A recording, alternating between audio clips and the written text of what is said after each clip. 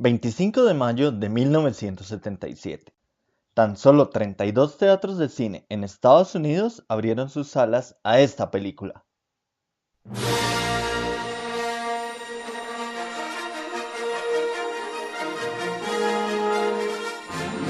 A pesar de que en la actualidad la franquicia cuenta con películas, series, novelas, videojuegos, historietas y un sinfín de merchandising, Star Wars o la Guerra de las Galaxias no la tuvo fácil antes de esa fecha, y por ello en este video les voy a contar cómo fue el arduo proceso para que esta cinta llegara a las pantallas de cine.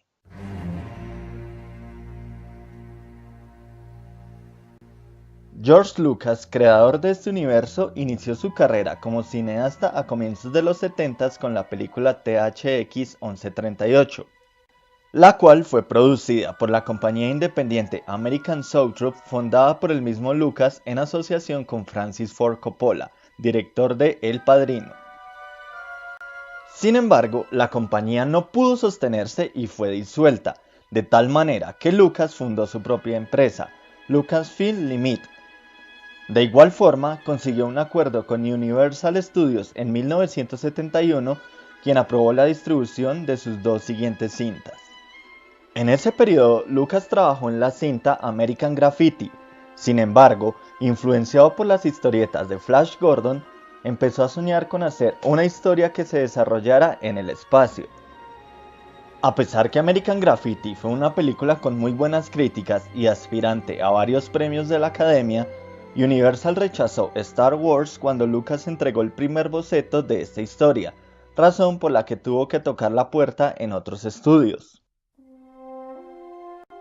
Tras varios fracasos y nadie que se interesara en el proyecto, Lucas se lo presentó a Alan Ladd Jr., jefe de asuntos creativos de 20th Century Fox, quien se dejó tentar por el buen trabajo de este en la anterior película y firmó un preacuerdo para que el estudio considerara financiar esa película. Lucas empezó la escritura del guión y a lo largo del tiempo lo editó, lo modificó, añadió elementos, quitó cosas, reincorporó ideas, etc. Mientras tanto, para conseguir la aprobación de Fox, contrató al dibujante Ralph McQuarrie para que dibujara algunas escenas que tenía en su borrador y así mostrarle al estudio lo que quería hacer. Por primera vez, Fox se sintió complacido y aprobó $8.250.000 para la realización de una película. Lucas incluyó dos cosas importantes en el acuerdo. Número 1, sus ganancias provendrían de las ventas del material promocional. Y 2, los derechos para una secuela los tendría él y no el estudio. Como nadie tenía mucha fe en el proyecto y el merchandising no era algo que se usara en la época, Fox aprobó ambas cosas. Con el presupuesto aprobado, inició el casting para seleccionar a los actores.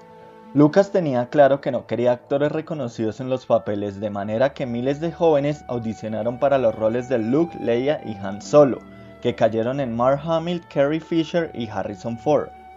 Este último había trabajado en American Graffiti y no lo dejaron audicionar para el rol, solo le pidieron que ayudara a los actores con algunas líneas, aunque al final se quedó con el mismo, por el carisma que imprimía con su personaje. La producción de la película inició en Londres, pero ahora Lucas debía concretar algo muy importante: los encargados de los efectos especiales, los cuales no eran muy populares en el cine de ese entonces. La única solución que encontró fue fundar una empresa que se encargara y surgió la compañía Industrial Light and Magic. El rodaje inició en Túnez en 1976 y con ello los problemas. El sol intenso de 38 grados Celsius del desierto, las fuertes corrientes de viento, los trajes pesados e incómodos agotaban a los actores debajo de ellos, fallas eléctricas, etc. Una cosa tras otra salió mal. A pesar de todo, pudieron grabarse las escenas, aunque ya habían algunos retrasos en las grabaciones. Luego, el rodaje se trasladó a Londres, en donde los estudios Salisbury construyeron los platos de interiores.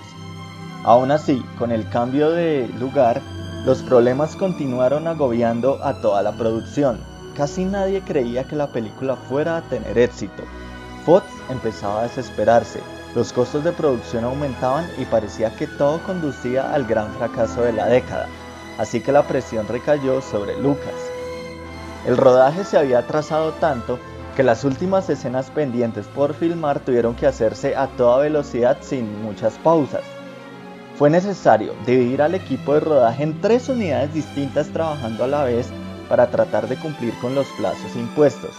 Aún así, aunque estaba planeada para estrenarse en diciembre del 76, la película no estaba lista, faltaba toda la postproducción, de manera que su estreno se retrasó para el verano de 1977.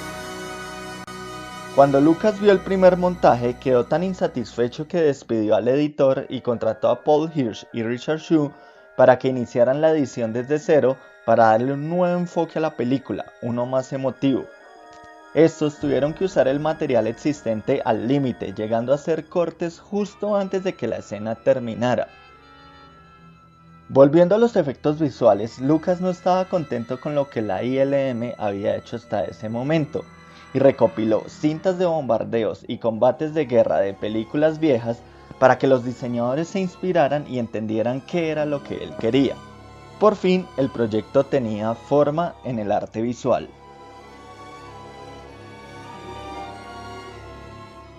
Para la edición de sonido fue contratado el ingeniero Ben Burtt, quien creó un catálogo de sonidos nuevos, mezclando sonidos ya existentes para ofrecerle al espectador una dimensión distinta, algo que era de otro mundo.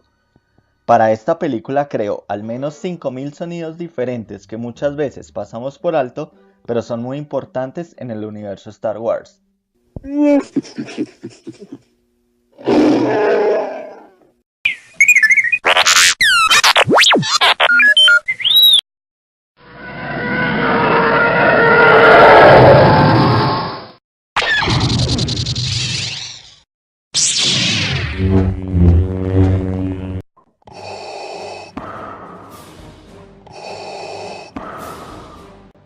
Aunque nunca se lo dijo, George Lucas siempre tuvo en mente que David Prowse, el hombre debajo del traje de Darth Vader, no podría ser la voz de este icónico personaje.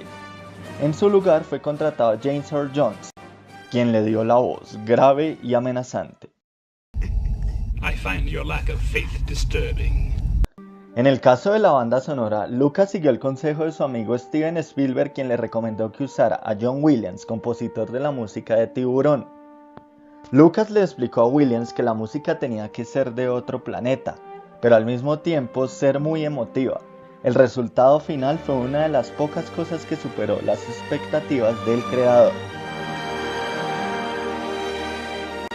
Todo esto se juntó y el producto final estuvo terminado, aunque el escepticismo reinaba por todas partes. Para que no fuera opacada por las cintas del verano, Fox movió su estreno a la última semana de mayo, y como les comenté al inicio del video, solo 32 salas de cine en todo Estados Unidos se comprometieron a proyectarla. Aquel 25 de mayo estaba destinado a ser un día catastrófico. Sin embargo, la fuerza estuvo de su lado y se convirtió en un verdadero blockbuster, el mayor éxito del 77. La crítica la elogió, el público la amó y recaudó $775 millones, siendo en ese momento la película más taquillera de la historia. Nadie estaba preparado para este fenómeno cultural. Terminó el dolor de cabeza para George Lucas, que durante el rodaje sufrió hipertensión y estrés y se ganó unas merecidas vacaciones a Hawái, en donde se refugió para escapar del acoso de la prensa y los fanáticos, y fue en este viaje que inició la escritura de otro ambicioso proyecto que años más tarde se consolidaría como Indiana Jones, pero ese es tema de otro video. Y nunca olviden que la historia la escriben los vencedores, no es una verdad absoluta, pero nunca está de más que seamos curiosos y nos preguntemos a nosotros mismos cómo sucedió. Gracias por ver este video, no olviden suscribirse al canal y compartir este video con todos sus amigos. Esto fue ¿Cómo sucedió? Arrivederci.